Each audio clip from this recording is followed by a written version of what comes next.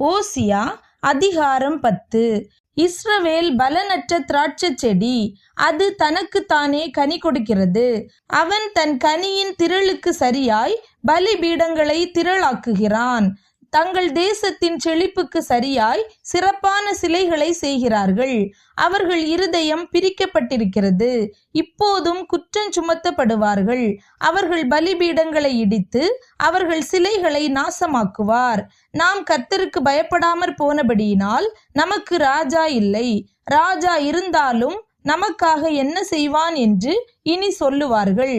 பொய் ஆணையிடுகிற வார்த்தைகளை சொல்லி உடன்படிக்கை பண்ணி கொண்டார்கள்.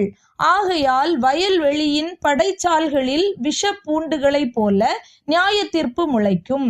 சமாரியாவின் குடிகள் பெத்தாவேனிலுள்ள கன்றுக்குட்டியின் நிமித்தம் பயம் அடைவார்கள். அதற்காக களி கூர்ந்த அதின் ஜனமும் அதின் பூசாசாரிகளும் அதன் மகிமை அதை விட்டு நீங்கி போயிற்றென்று அதற்காக துக்கம் கொண்டாடுவார்கள். அதுவும் அசீரியாவிலே யாரேப் ராஜாவுக்கு காணிக்கையாக கொண்டு போகப்படும். எப்பிராயீம் லட்சியடைவான். இஸ்ரவேல் தன் ஆலோசனையினாலே வெட்கப்படுவான். சமாரியாவின் ராஜா தண்ணீரின் மேல் இருக்கிற நுரையை போல் அழிந்து போவான். இஸ்ரவேலுடைய பாவமாகிய ஆபேனின் மேடைகள் அழிக்கப்படும். முட்செடிகளும் முட்பூண்டுகளும் அவர்கள் பலிபீடங்களின் மேல் முளைக்கும். பர்வதங்களை பார்த்து எங்களை மூடுங்கள் என்றும் குன்றுகளை பார்த்து எங்கள் மேல் விழுங்கள் என்றும் சொல்லுவார்கள். இஸ்ரவேலே, நீ கிபியாவின் நாட்கள் முதல் பாவம் செய்து வந்தாய். கிபியாவிலே அக்கிரமக்காரர் மேல் வந்த யுத்தம் தங்களை கிட்டுவதில்லை என்று அந்த நிலையிலே நிற்கிறார்கள். நான் அவர்களை தண்டிக்க விரும்புகிறேன். அவர்கள் செய்த 2 வித பாவங்களின் நிமித்தம் கட்டப்படும் போது ஜனங்கள் அவர்களுக்கு விரோதமாய் கூடுவார்கள். எப்பிராயீம் நன்றாய் பழக்கப்பட்டு போரடிக்க விரும்புகிற கடாரியாய் இருக்கிறான். ஆனாலும் நான் அவன் அழகான கழுத்தின் மேல் நுகத்தடியை வைப்பேன். எப்பிராயீமை ஏர் பூட்டி ஓட்டுவேன். யூதா உழுவான். யாக்கோபு அவனுக்கு பரம்படிப்பான்.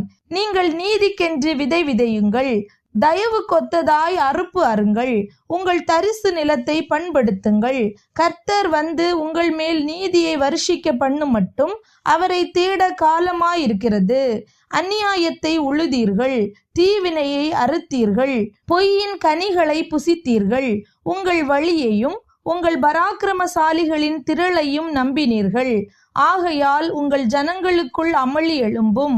பிள்ளைகளின் மேல் தாய் மோதி அடிக்கப்பட்ட யுத்த நாளிலே பெத்தார்பேலை சல்மான் அழித்தது போல உங்கள் எல்லா அரண்களும் அழிக்கப்படும்.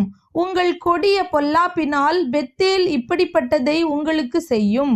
அதிகாலமே இஸ்ரவேலின் ராஜா முற்றிலும் சங்கரிக்கப்படுவான்.